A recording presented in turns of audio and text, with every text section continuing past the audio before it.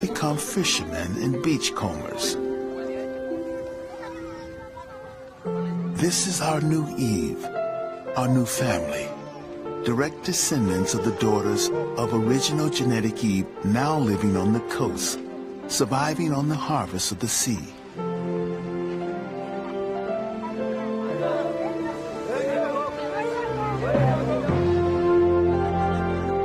Our entire survival has always been at the mercy of the climate. When times were good, we could spread out. A bigger range meant more food. But the Ice Age froze the world, and the deserts closed in, forcing our groups into smaller territories, huddled against the coast. Their beachcombing diet consisted of fish, scallops, oysters, and clams. But the Red Sea became much saltier, making fishing and beachcombing more difficult.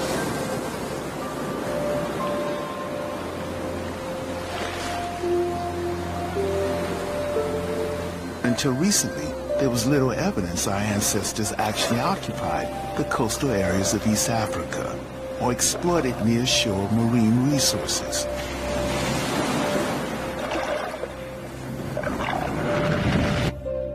This is Sifi Berhade, a geologist. In 1999, he was part of an international expedition looking for evidence of modern human occupation in Eritrea.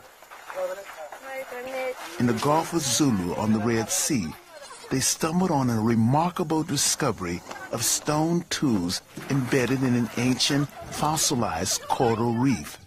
The reef was dated 125,000 years old. This is the world's first recorded oyster bar, 6.5 kilometers long and 15 meters above the current sea levels.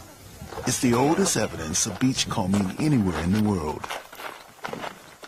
Buried in it are human tools, along with fossilized oyster, clam, and scallop shells. It provides absolutely clear evidence that our ancestors were exploiting the sea. This is the unit where we have interstratified layer of big oyster and morass shells at the base, and they are quite horizontal. And this was a platform where modern man used to be walking and dumping their stone tools and some of the shells they were eating. There's this hand axe with a sharp end, and some of the shells that have been shed from this interstratified layer, and they've been using this for breaking the shells and eating it. And then when they were finished with it, they would sort of dump the hand axe and also a shell and walk to the next site. But the most important thing, it's not this, because you cannot date it. It's what you find in situ, which makes it very, very important. If you see, this one is an obsidian tool that had been used to smash some of these oyster beds that you see. You don't see both completely enclosed, but have been smashed, and the goodies have been eaten. And these are some of those very important stone tools that have been discovered. This is the first place where beachcombing for marine resources have been documented worldwide and verified.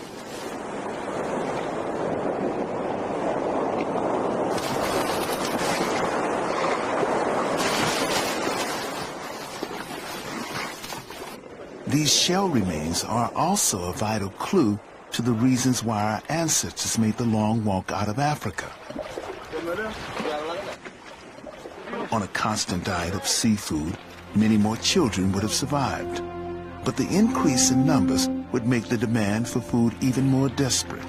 Camps like this one would have numbered just a few hundred. At one time, there were only about 10,000 modern humans alive in the whole world. We were as endangered a species as the great apes are today.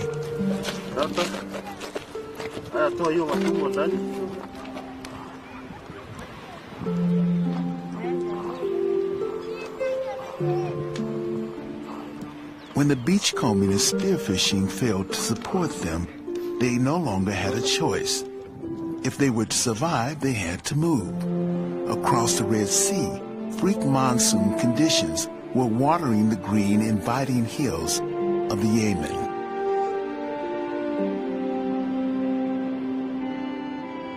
Scientists have always thought our ancestors migrated from Africa many times, group after group, and it was believed they always went north via Egypt and modern Israel.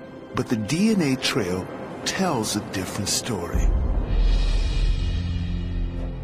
Professor Stephen Oppenheimer is one of the world's foremost authorities on current genetic research into DNA tracking.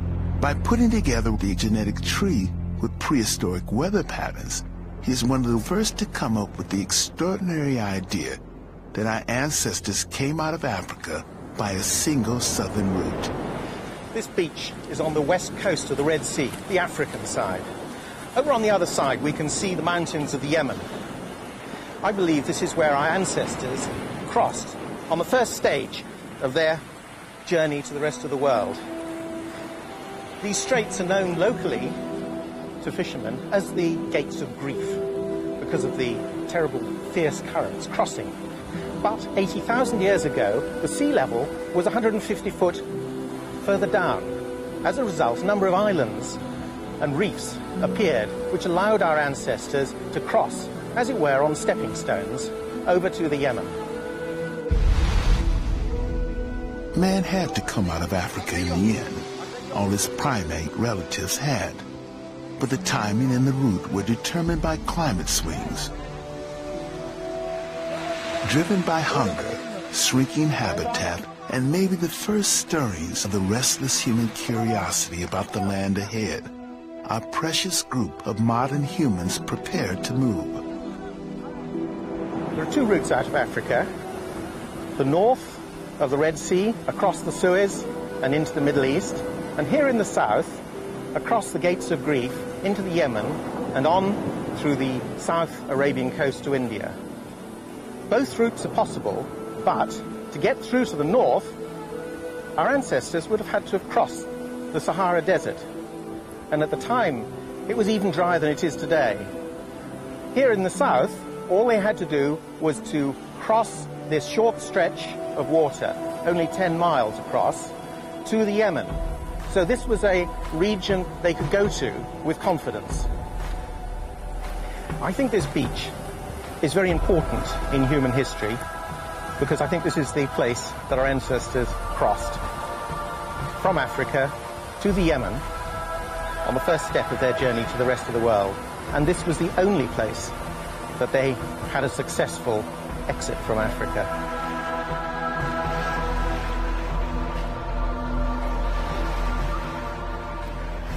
I believe the most important journey the human race ever took started here on this beach 80,000 years ago.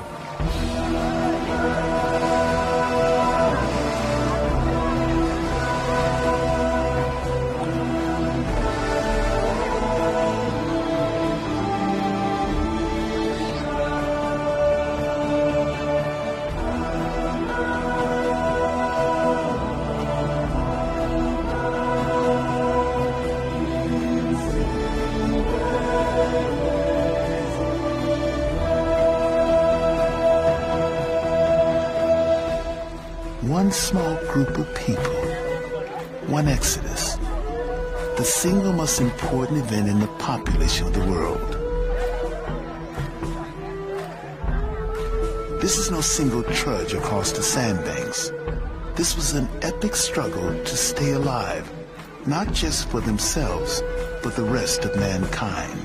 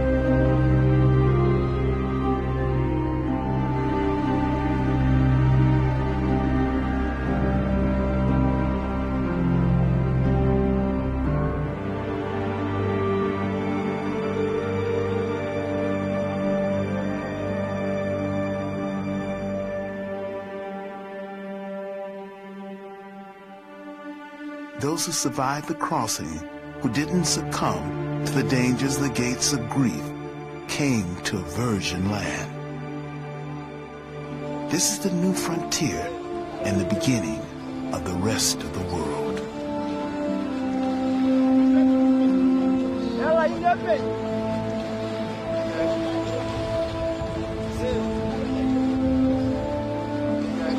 The Yemen beaches were on the edge of an almost empty world. Our group were the first modern humans, the first of their kind outside Africa, surviving in this place at that time. This group was on their own at the edge of the new world. Life would have been a bit better for our migrants across into the Yemen. For a start, the beachcombing in the Gulf of Aden would have been a lot better than on the Red Sea. Unlike the parched, salty beaches they had left, the Yemen was green and fertile, full of fresh water, game, and shady oases, safe haven for a family to settle. They were probably a small group, maybe maximum about 250 persons. They would have been scattered around in family units of 5 to 20, but networking with the other groups in the population. Anything less than about 200 would not have been viable. They would not have been able to cope with epidemics of disease or famine. We know Eve and her daughters were among the survivors because from them are descended everyone in the world outside Africa. The new science of tracking is a breakthrough. Using the single unbroken mitochondrial genetic line, scientists constructed a vast family tree, pinpointing the markers, fixing them by time and place. It shows that once outside of Africa, our ancestors split up, some going north and west, some going east and south. Once they had left Africa and the Yemen, they went their separate ways, never to meet again.